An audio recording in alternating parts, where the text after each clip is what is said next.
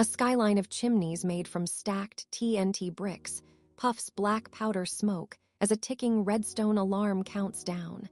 This is the Industrial Revolution, but everything runs on gunpowder. A top-hatted creeper capitalist slams a giant fuse into a ledger, and the whole blocky city holds its breath. Smoke rings float like square donuts above canal barges filled with powder. Rails of obsidian and iron clack under carts that rattle like maracas made of dynamite. The mayor is a soot-streaked villager, wearing goggles welded to his woolly hat. He smells faintly of gunpowder and optimism. He points at a map stitched from TNT sheets and redstone filament. At the edge of town, a pair of apprentice creepers in soot-smudged aprons test a miniature steamless engine that coughs tiny sparks. They are studying the ancient scrolls of Boom, copied in explosive runes. One says, "Ready?" and the other says, "Always." Then they wink and the spark wanders. Factories here are modular stacks of TNT crates bolted with iron bands, windows shielded with sandstone shutters, conveyor belts made from slabs of nether brick, and a murmur of redstone humming like an anxious chorus. Puff grinders chew charcoal into dust and press it into polite black pellets for the city to burn. The sound is a symphony of clicks, clanks, fizzes, and the occasional polite explosion that rearranges a rooftop. Commerce here smells like sulfur and coin. A merchant piglin trader in a waistcoat sells insurance policies stamped with a tiny detonator icon. He promises compensation in the event of catastrophic rearrangement with a smile full of gold teeth. Outside the foundry, a conveyor spits out cogs carved from basalt, each with a tag reading "Made for Controlled Boom." A lanky inventor named Barnaby Brickfoot, a human-shaped villager with a pocket watch that ticks backwards, walks the alleys recruiting labor. Barnaby's dream is ridiculous, harnessing precise ignition to move machines instead of letting everything explode into impractical fireworks. He sketches blueprints on soot-stained parchment, drawing tiny piston blocks, redstone valves, and labeled fuses marked "Do Not Snicker."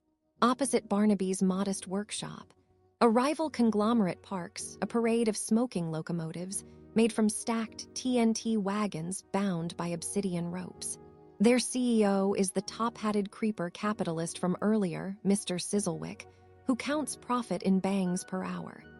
He stands on a raised platform, monocle fogging with soot, and delivers a speech that sounds like a fuse being lit. Progress, he hisses, which makes his head twitch oddly, is an aggregate of well-timed detonations. Nearby, a chorus of brickworkers applaud with soot-darkened gloves, and a parrot made of redstone squawks approval. Barnaby nods, but his hands are busy assembling a delicate contraption, a clockwork fuse regulator the size of a loaf of bread. It looks absurd. Tiny gears, a feather-light lever, a glass bubble that measures pressure, and a label that reads "For gentle rumbles only." Barnaby believes measured explosions can be polite. He believes they can push carts without wrecking the cobblestone. His first employee is a neurotic iron golem named Tap, who polishes his fists and rehearses apologies for accidental combustions. Tap practices, "I am sorry for any structural redecoration I may have caused." The town's laborers are an odd mixture: skeleton carpenters humming sea shanties, redstone engineers with smudged spectacles, and a choir of endermen who prefer night shifts. They exchange gossip about the latest patent, the perpetual boom, and whether it's a genius innovation or a terrible idea guaranteed to rewire the landscape. In market squares, bartering uses measured explosions as currency. You trade a fraction of a charge for bread, 2 clicks for wool, and a polite little pop for a hat. Shops advertise certified safe bangs with gold leaf. A child's kite shaped like a creeper floats by tethered to a sparkler. Chaos theory here is literal. One miswired latch and an entire row of townhouses will rearrange into abstract sculpture. But there is method in the madness. Mr. Sizzlewick's factories hum because he hired mathematicians who count fuse lengths in fractions of a beat. Barnaby's workshop smells of melted sugar, and solder it is where improbable ideas are tasted and often spit out. Every so often, the town pauses for the Great Countdown, a civic ritual where redstone clocks synchronize and the heart of the city ticks toward a communal puff. On that day, windows shutter, pigeons made of iron fold their wings, and even the parrot holds its wheezy note. The crowd breathes as one block. For Barnaby, this is both terrifying and exquisite. He watches a row of brickmakers push a cart, and then times the fuse regulator with trembling fingers. The regulator hiccups, the spark pauses, and the cart nudges forward like an embarrassed snail. The crowd cheers. Mr. Sizzlewick scowls. But Barnaby knows this is the beginning, not the victory. There are whispers of patents to be stolen, alliances to be forged, and an inevitable race to scale explosions into mountains of productivity. Some say the Industrial Revolution will usher in utopia. Others warn it will rearrange the map into an unrecognizable puzzle. Barnaby folds up his soot-marked plans, tucks the fuse regulator into his apron, and looks toward the skyline where chimneys puff like tired giants. He breathes the sulfur air and smiles a small, stubborn smile. Behind him, the city hums, a living ledger of transactions, toggles, and tiny polite bangs. This is Boomtown beginnings, the first chapter in a world where progress is literally explosive. But every boom carries its own echo, and already in the alleys a shadow hums with intention. A rival inventor watching Barnaby, a ledger with ink that smells faintly of gunpowder, and the slow, inevitable counting of redstone like a metronome for impending change. Barnaby tucks his chin, steadies his hands, and steps into the noise. The city's breath lengthens. The fuse of this revolution has been lit. And with that, Boomtown holds its breath, waiting to see whether the sparks will build a future or simply rearrange everything into a spectacular new mess. Above the chimneys, the redstone alarm ticks softer, like a lung that has learned to whisper. In the dim light, Tap fumbles a wrench and nearly apologizes to a stack of bricks as if they'd been personally offended. A child presses a button and the town's new bell rings once, a soft pop that sounds suspiciously like hope. Mr. Sizzlewick lights a private cigar of compressed powder and considers whether profits are better measured in coins or in chaos. Barnaby straightens his goggles, fingers the fuse regulator, and says, quietly, if we do this right, the world will be rearranged, not ruined. The city exhales. The scoreboard of fate ticks another notch. The next boom waits. When the first factory bell, a skull-shaped block of iron, rang above a mountain of TNT, the new era started with a smell like hot sulfur and ambition. The town below was a patchwork of flat-topped houses, scaffolded chimneys, and piles of red bricks that hissed softly when the wind tilted them wrong. A steam whistle made of polished obsidian blew a single, absurd note, and every window in Boomtown opened to watch the fireworks economy begin. Ada Boom stood on a wooden platform, goggles down, hair braided like a minecart track. She was the central character in a spectacle the world would call innovation, and the world would also, later, call adventure insurance paperwork. Her blue apron was streaked with soot, and powder. Her boots were one block too large, forever clunking like a metronome of danger. She designed machines that whispered and popped, and she had a small, embarrassing habit of naming them after classical composers. The first was Little Vivaldi, a piston orchestra that detonated gently, producing torque and a baffled tinny harmony. Scene shift, rails, sprouted from the main square like veins. They were not ordinary rails. They were lined with redstone fuses, insulated by glass tubes filled with emberflies, tiny glowing moths that loved piston rhythm and corporate branding. Miners loaded gunpowder blocks into hopper carts, counting their wealth by the length of their fuses. The economy had one commodity and many policies. Ignite, don't ignite, tax the sparks. Cobblers made boots with reinforced TNT toe caps. Street vendors sold stick-o dynamite skewers that popped pleasantly when bitten. The smell of char and caramelized sugar was everywhere, oddly appetizing. Scene shift. The first factory rose, a cathedral of brick and caution tape. Its smokestack was actually a stitched column of glass and TNT, puffing intermittent sparkles like a coalless coal plant. Inside, conveyor belts moved barrels of red powder with the solemnity of a bank vault. Workers in leather aprons operated crankwheels that hummed, each turn measured in decibels and insurance premiums. A chalkboard near the entrance read, "Human hour equals 60 fuses. Efficiency equals 3/5 of a pop." Ada paced between machines, tapping a clipboard. Her eyes were bright and a little exhausted, those eyes that had once found joy in blowing up boulders as a pastime, and then realized they could rent the hillsides for profit. Scene shift, outward expansion. Boomtown grew like a fungus, but a very industrious fungus with a mayor who loved top hats and a surprisingly small knapsack of ethics. Scene shift. Labor movements formed in pockets of soot-streaked alleys. Workers compared the thickness of their fuselage sacks and exchanged stories about the Big Pop, a mythical controlled demolition that once supplied a week's wages to everyone who watched. Ada found herself negotiating between profit-hungry investors who wanted bigger bangs per minute and her crew, who preferred fewer bangs and longer lives. A miner named Tom Blockson, square-jawed, permanently dusty, wearing a bandana with a tiny printed explosion, approached her with a ledger that smelt faintly of smoke. "More safety," he grunted. Ada smiled like someone who'd invented a perfectly safe doom. "Compromise," she said, tapping the ledger. "We call it scheduled astonishment." Scene shift. Technology accelerated as if chased by a very determined calendar.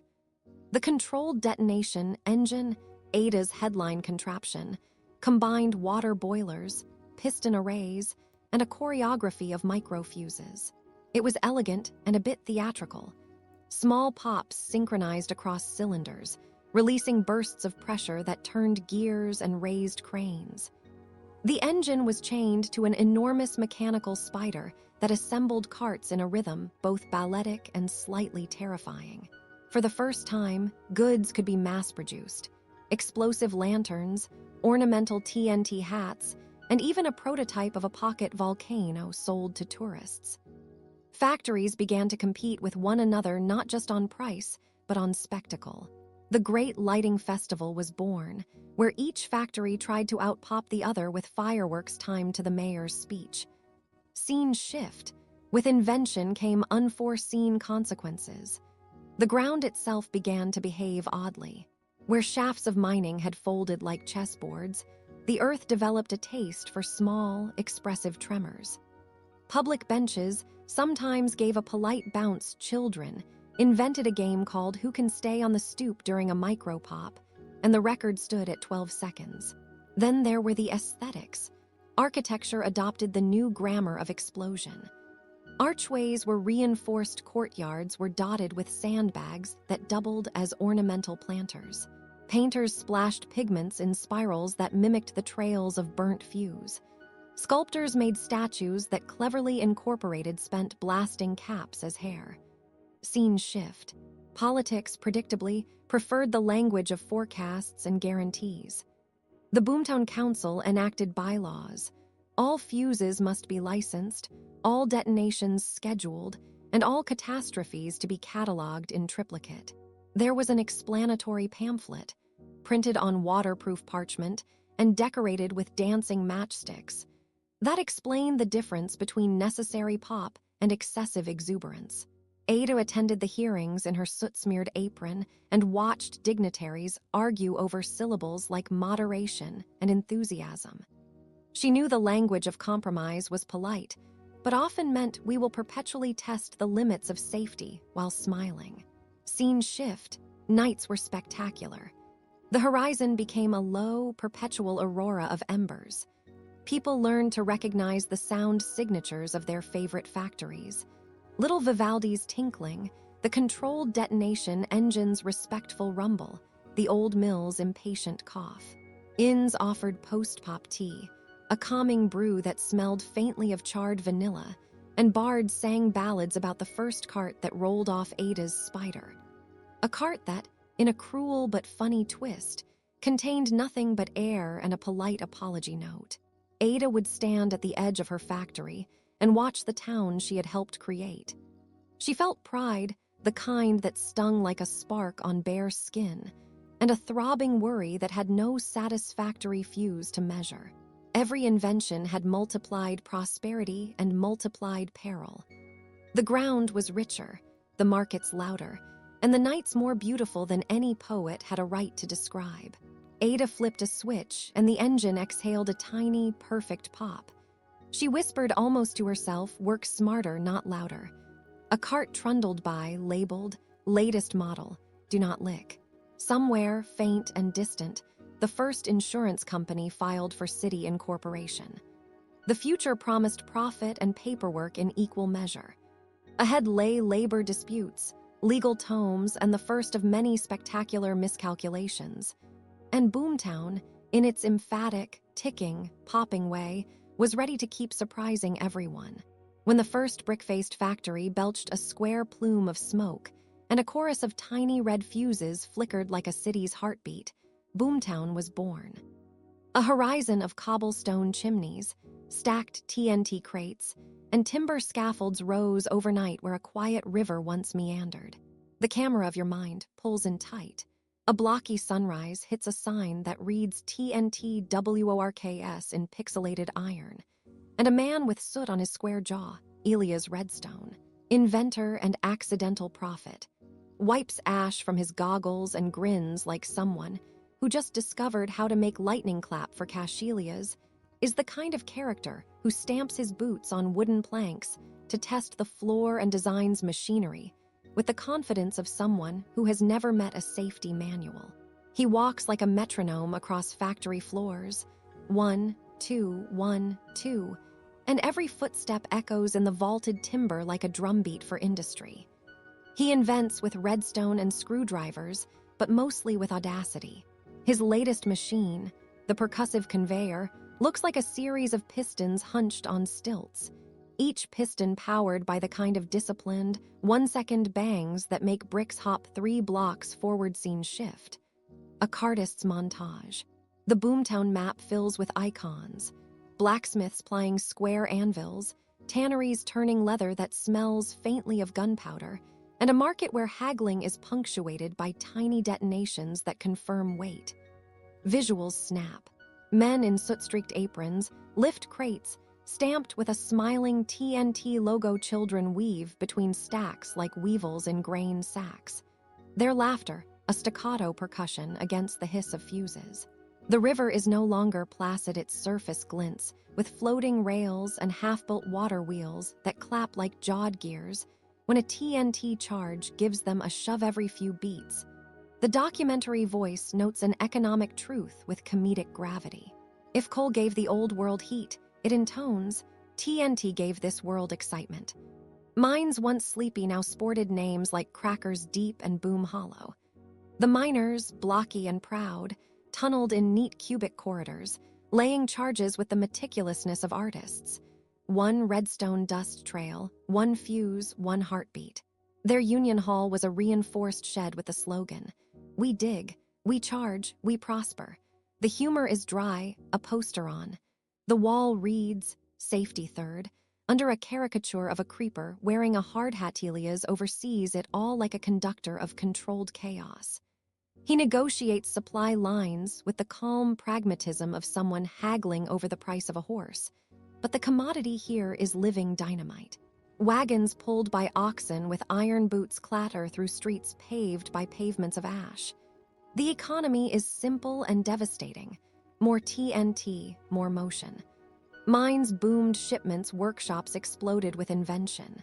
Entrepreneurs arrived with new blueprints. TNT-powered looms that fling threads like tiny catapults. Baking ovens that use timed charges to knead dough into perfectly puffed square loaves.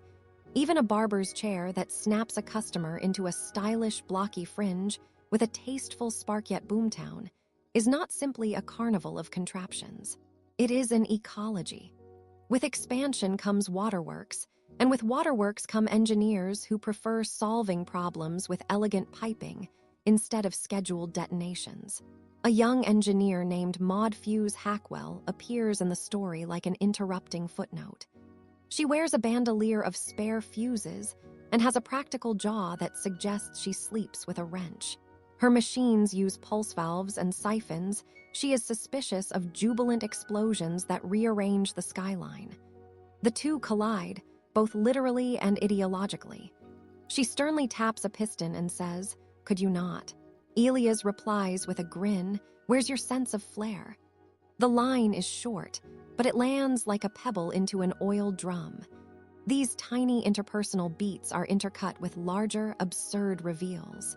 The town's first locomotive is unveiled, the Blastwagon, a locomotive with 9 stacked TNT canisters served like a barreled cake. It moves by detonating microcharges under the wheels in precise intervals. The camera follows it as it puffs a trail of confetti-like ember blocks, carrying barrels and occasionally a brave vendor who sells explosion churros.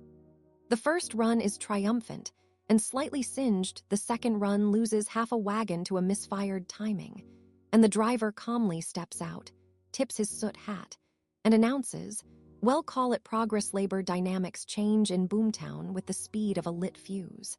Employment posters plastered on fences offer positions. Fuse wranglers, cart balancers, detonation timers, and a coveted role titled Chief Imploder, which comes with a pocket watch and a slightly odd mustache. The town attracts a motley workforce.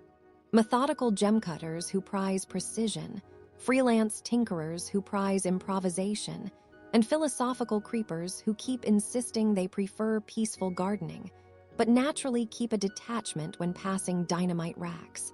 Strains emerge. Some workers demand more predictable rhythms. Others sing the new economic gospel with hymns like Ode to the Timed Explosion. Rendered on blocky brass instruments, small catastrophes punctuate growth. A bakery overaspires a set of charges and turns its crust into an ambitious archway, delicious, but unexpected. A new skyscraper, sheathed in TNT bricks for aesthetic reasons, winds up redesigning the skyline after a gust nudged a fuse. Each disaster gets logged in Boomtown's ledger with half a wink and a notation. Lesson learned, add fuse guards. The ledger is treated like scripture people read it at taverns between sips of pixel ale. The voiceover takes a mock statistical tone occasionally. 1 in 7 inventions will rearrange your property. It says this like a proud town motto. Despite the chaos, Boomtown builds. Schools open where children learn arithmetic and fusahumor in equal measure. The class recitations sound like 1 big, 2 big, 3, and someone inevitably finishes. Kaboom. A library gets constructed from reinforced obsidian and salvaged blueprints. In the lecture hall, Elias gives a talk that is part manifesto and part sales pitch. He points his soldering iron like a baton and says, "We are not simply combusting material goods. We are combusting complacency." The crowd cheers, not all of them sure whether he means metaphorically, but the revolution is not purely mechanical, it is cultural. New rituals appear.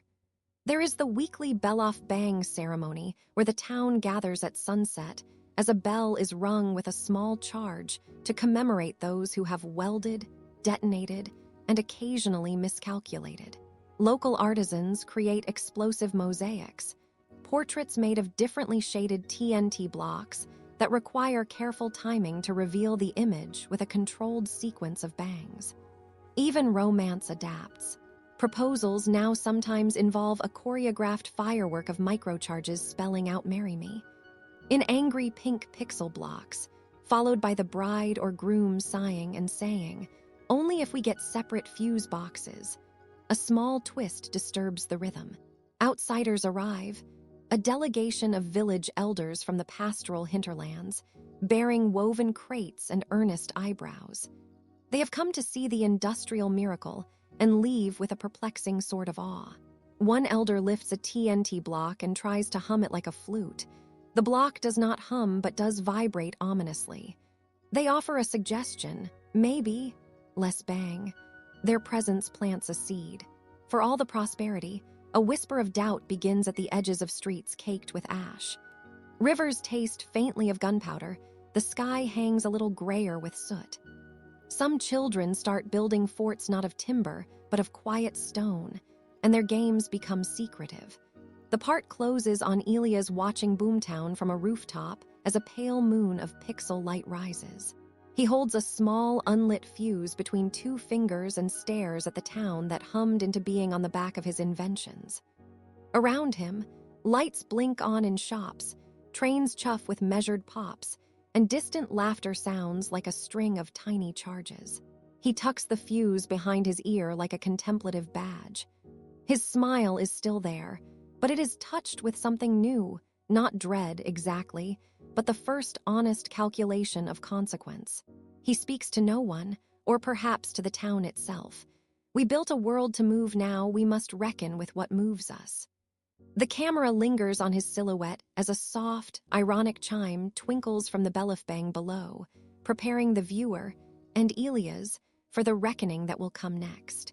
The first sound is not silence, it is a deliberate, architectural boom. A blocky bass note that rolls through the cobbled streets and rickety scaffolds of Boomtown, announcing that in this Minecraft world, industry does not whisper, it detonates. Sunlight bounces off stacked TNT crates like a field of angry rubies. Smoke rises in square puffs from chimney stacks shaped like anvils. Our guide, Molly Fuse, stands on a wooden platform above a conveyor of ticking boxes, her pixelated goggles fogged with powder and pride. She is both engineer and impresario, a person with soot under her thumbnail and a map of possible explosions folded into her apron pocket. She smiles like someone who has just discovered a better way to light a candle, with a miniature kiln of controlled chaos. The camera, cinematic but jaunty, as a documentary that knows it's slightly absurd, pans over a factory made of reinforced obsidian and glass panes patched with redstone. Steam hisses and clicks gears made of cobblestone mesh with piston jaws that chew crates and then, miraculously, stitch them back together. A line of villager workers, their faces block-smooth and earnest, pass TNT through a sequence of careful handshakes. The fuse test, the stability dance, the gentle whisper. It sounds like a liturgy until a crate gives a theatrical pop and a shower of confetti. Because here, safety innovations are performed as slapstick Molly walks between the rows, her boots thumping on planks, and narrates as if reading a lifetime of schematics aloud. We started with one idea, she says, and because this is a world where even ethics can be drafted in triplicate, she adds, make more things go. Make more things go faster. Then make them go in interesting directions.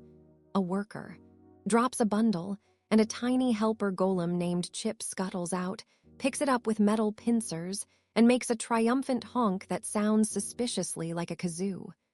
Chip, someone calls, not the kazoo again. The absurdity is the point. Every 20 seconds the scene shifts. One beat.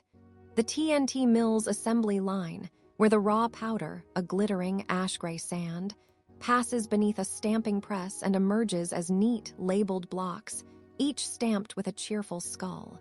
Shortcut, a training yard where apprentices learn to count fuses as if reciting poetry. Another beat. Molly in front of an enormous boiler, tapping a pressure gauge with an affectionate thud. Steam bursts into billowy squares and forms a cloud shaped uncannily like a creeper face. Nearby, an inventor who resembles a Victorian scientist with blocky sideburns unveils the town's latest export, programmable TNT, a component with a glazed button that can be set to popcorn, peacetime shove, or the ominous industrial surprise. There are always little twists. In one montage, a bakery is revealed inside a converted crate factory. Bread, in this world, is leavened with gentle TNT, a specially engineered explosive that expands dough rather than destroys it. Whispers of the technique sweep through the market like a warm, yeasty rumor. A baker flips a loaf from a furnace with a poker, and the loaf blooms into a perfect square. The score swells with a playful trumpet. Tastes like yesterday's victory, a villager mutters, chewing solemnly. The camera lingers on crumbs that sparkle suspiciously like powdered gunpowder, and we laugh because we are in on the joke. The documentary voice grows earnest when it must. The boom in Boomtown isn't merely noise, it is a social contract, a narrative engine. The industrialization of TNT has created wealth, profits stacked as high as rails, but also new rhythms. Whistle calls that send men and women into shift-work ballets, children trading miniature sticks of caramel TNT like marbles, and new trades. Fusesmiths, detonation choreographers, safety auditors who double as choir directors because audits in this place are performed with cadence. We see Molly stand over a ledger that lists not only output but the sound signatures of each explosion. She paints them in colored ink, as if cataloging constellations. Yet every innovation slides into an inverse reflection.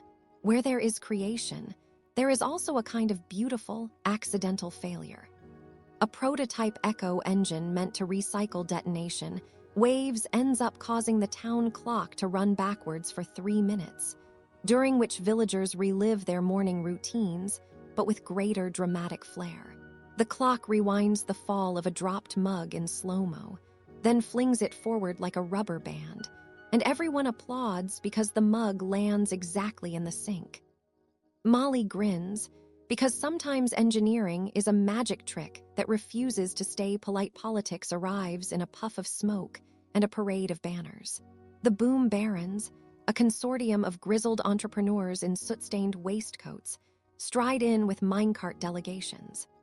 They admire Molly's machines and speak in blocky metaphors about efficiency and scales of output, while a chorus of amateur philosophers meets them with songs about balance, sustainability, and the problem of too many explosions happening at once. One senator, a creeper in a surprisingly well-fitted suit, offers a conciliatory hiss, which a translator politely renders as "we must consider our roots." It's diplomatic theater. Serious ideas performed with a wink. A quieter twist is the environmental one. Nearby wetlands, once a simple spongy biome, begin to resonate. The frogs, which in Minecraft historically lack small amphibian bitterness, hop with oddly timed beats, their croaks synchronized to the cadence of the mills. The trees keep a respectful distance from the stacks, as if someone put up polite signage. Nature is adapting, not in protest so much as in audition. Vines loop into sound dampeners. Flowers exhale tiny puffs that smell faintly of peppermint and soot. And a flock of blocky birds starts a courier service, delivering fuse tips with the speed and attitude of pigeons rebranded as express logistics. Comedy is never far. In a sequence that could have been written by fate, Boomtown introduces a robot inspector who is meant to ensure compliance.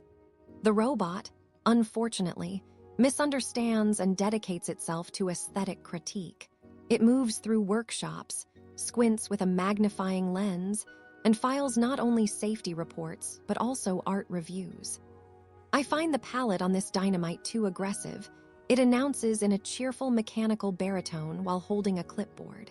The workers promptly repaint dozens of TNT crates to a softer coral, then stage an interpretive dance about the philosophy of risk but seriousness returns, layered like soot under varnish. The central conflict, not yet a calamity, but a structural pressure, is between scale and control. As operations grow, the town must answer whether it will be an engine of community prosperity or a conveyor of homogenized boom. Molly, who has the stubbornness of a miner and the curiosity of a tinkerer, convenes a public forum in the square. She stands on a shipping crate and keeps the speech simple. More innovation must include more wisdom. We build with powder, she says, but we live with people. A villager calls out, "Can wisdom be duct taped?" And someone laughs, a short wet sound like a misfired spark.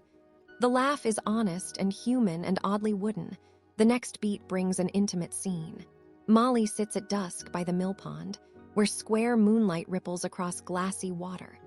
She polishes a small, handcrafted fuse with the same care a jeweler shows a gem. In her pocket is a scrap of map from an earlier part of our story, a hint of terra incognita beyond Boomtown's borders. She stares at it and then at her hands. For a moment, the documentary tone softens into a confessional. We found a way to move the world faster, she admits to the camera, but maybe we forgot to ask where it should go. The words feel simple and heavy in the air. The pond answers with a tiny, satisfied pop as a bubble of steam escapes. Just when the story seems content to dwell in local paradoxes, a distant change begins to make itself heard. A new whistle, not part of the town's chorus, long and deep and measured. It thrums through rails and underfoot like a premonition. The boom barons exchange looks that contain calculations and curiosities. The coyotes of commerce twitch their ears. A messenger arrives on a pale horse, literally pale, animated by someone's overenthusiastic dye job, bearing a seal that reads, "Inquiry from the Beyond."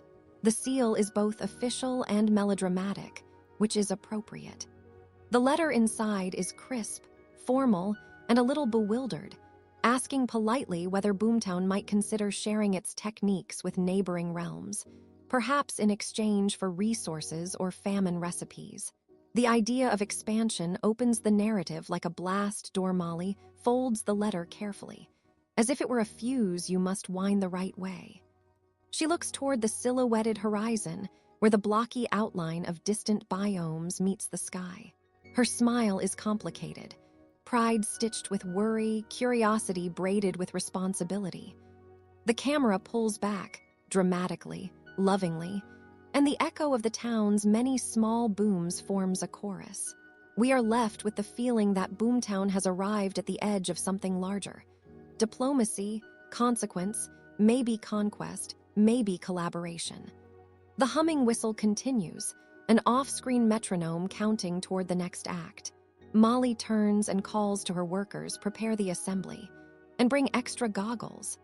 A single villager replies dryly, and less popcorn, please. The town laughs, the